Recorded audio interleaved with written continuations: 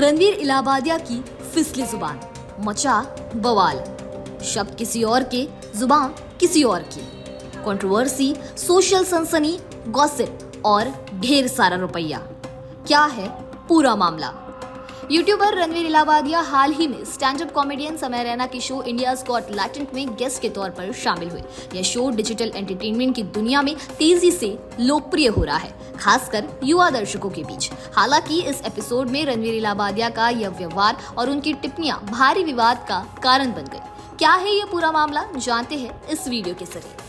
Ranveer Allahbadia YouTube और social media की काफी फेमस पर्सनालिटी है। वो लोगों के बीच बीर बाइसेप्स के नाम से पहचान बना चुके हैं। हाल ही में वो समय रैना के शो इंडियाज गॉट टैलेंट में शामिल हुए, जिसमें उन्होंने कंटेस्टेंट से पेरेंट्स के बारे में काफी भद्दा सवाल किया। इस सवाल को सुनने के बाद समय रैना खुद भी काफी ज्यादा हैरान हो गए और रिएक्शन देते हुए उन्होंने पूछा, ये क्या बकवास है। रणवीर ने शो के दौरान जो सवाल किया था उसका जिक्र हम यहाँ नहीं कर सकते। हालांकि उनकी ये वीडियो सोशल मीडिया पर काफी ज्यादा वायरल हो रही है। उनकी वीडियो वायरल होने के बाद कई लोगों ने इस बात का खुलासा किया कि उन्होंने जो सवाल पूछा था वो दरअसल उनका खुद का भी नहीं था। रणवीर ने ये सवाल इंटरनेशनल शो ओजी क्रू के ट्रुथ और ड्रिंक से लिया है। ये सवाल उनके हाल ही के एपिसोड में पूछा गया था, जो कि 25 जनवरी को टेलीकास्ट किया गया है। इस कॉमेडी शो की शुरुआत ऑस्ट्रेलियाई comedian Sami Walsh, Akila, एंड्रियो AB और एलन ने की है, जिनमें से ये सवाल सैमी वॉल्श ने पूछा था। जब रणवीर इलाहाबादिया का वीडियो सोशल मीडिया पर वायरल होने लगा तो कई लोगों ने उनके खिलाफ कार्रवाई करने की मांग की। हालांकि बाद में उन्होंने खुद अपने एक्स अकाउंट पर वीडियो पोस्ट करते हुए माफी मांग ली। उन्होंने कहा, इंडियाज गॉट टैलेंट में मैंने जो भी कहा वो मुझे नहीं कहना चाहिए था। मेरा कमेंट फनी नहीं था, बल्कि बहुत गलत था। मैं मजाक करने में माहिर नहीं हूँ, मुझे माफ कर दीजिए। आप में से कई लोगों ने मुझसे पूछा है कि क्या मैं इस तरह अपने प्लेटफॉर्म का इस्तेमाल करना चाहता हूँ। नहीं, मैं इस तरह बिल्कुल भी इस्तेमाल नहीं करना चाहता हूँ। जो मैंने कहा उसको लेकर मैं कोई बहाना नहीं बनाऊंगा, मैं बस माफी मांगता हूँ। रणवीर इलाहाबादिया और समय रैना के ऑनलाइन प्रोडक्ट का एक ट्रेंड है, अश्लीलता और डार्क ह्यूमर को न्यू नॉर्मल बना दो। डार्क ह्यूमर यानी कि ऐसी चीजों का मजाक बनाना जिसे लेकर लोग सहज न हो। डार्क ह्यूमर यानी कि ऐसी चीजों का मजाक बना दो जिसे लेकर लोग सहज न हो। इसमें वर्जित माने जाने वाले टॉपिक को उठाकर लोगों को गुदगुदाया जाता है, भड़काया जाता है। इन सस्ते कंटेंट के बदले में इन जेनजी क्रिएटर्स को मिलती है कंट्रोवर्सी, सोशल सनसनी, गॉसिप और ढेर सारा रुपया। सोशल मीडिया पर पैसे कमाने का पैरामीटर कहता है कि आपके कंटेंट को जितने ज्यादा व्यू, लाइक, कमेंट और शेयर मिलेंगे, उतना ही ज्यादा आपकी कमाई होगी। कंटेंट की क्वालिटी पर कम ही चर्चा होती है। कॉमेडियन समय रैना के शो इंडियाज गॉट टैलेंट पर रणवीर इलाहाबादिया द्वारा मम्मी पापा के रिश्ते को लेकर किया गया कमेंट ऐसा ही एक ऑनलाइन कचरा है।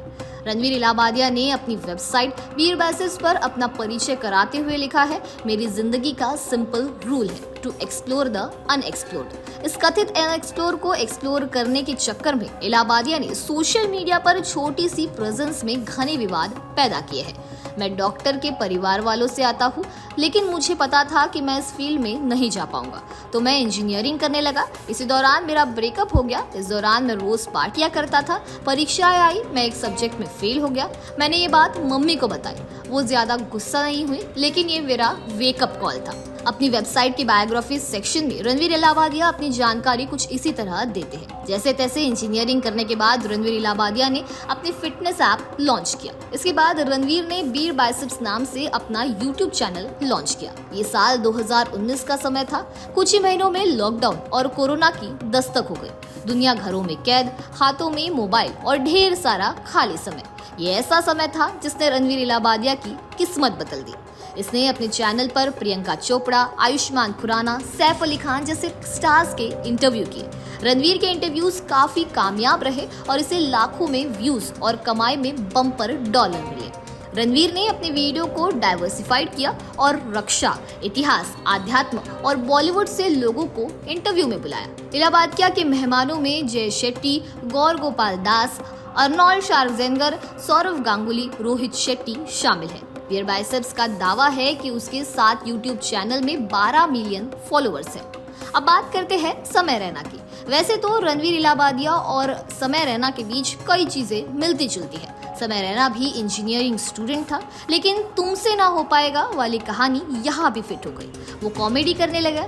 दरअसल जम्मू कश्मीर में पैदा हुआ रैना 16 साल से ही कॉमेडी करता था और इसके वीडियो YouTube पर डालता था। कोविड के समय में फिर वही कहानी रिपीट हुई। जनता घरों में बंद, हाथ में मोबाइल और दिन दिन भर की फुर्सत। समय रैना अपने YouTube चैनल पर चेस दिखाने लगा। समय रैना के चैनल पर विश्वनाथ आनंद जैसी हस्ती आई। समय रैना का शो हिट हो गया।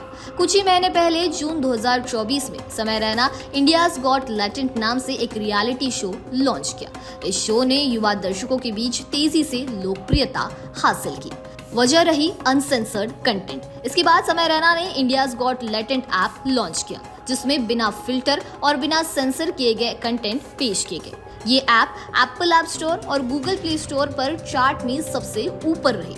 समय रैना के अब सोशल मीडिया प्लेटफॉर्म पर 10 मिलियन से ज्यादा फॉलोअर्स हैं। इंडियाज गॉट टैलेंट में शो के क्रिएटर और होस्ट स्टैंड अप कॉमेडियन समय रैना यूथ को अपने साथ जोड़ने में कामयाब रहे। ये शो यूथ के लिए एक ऐसी दरवाजा का दुनिया खोलता है जहां अब तक उसकी पहुंच नहीं थी। ऐसी बातें लड़के लड़कियां अपने फ्रेंड सर्कल में नहीं करते, लेकिन यहाँ बाकायदा इसके लिए एक प्लेटफॉर्म था और ऐसी गपशप के लिए पैसा और फेम भी मिल रहा था। अपोजिट जेंडर के साथ बेझिझक, बेलाग और उन्मुक्त संवाद ने इस प्रोग्राम को और इस जैसे कई प्रोग्राम को खूब व्यूज दिए। शो में समय का कॉन्टेस्टेंट को रोस्ट करना, उनके साथ मजाक करना, उनकी फंतासी को पब्लिक करने पर मजबूर करना और अनफिल्टर्ड ह्यूमर का इस्तेमाल करना दर्शकों को हंसाने, भड़काने और प्रोवोक करने में कामयाब रहा।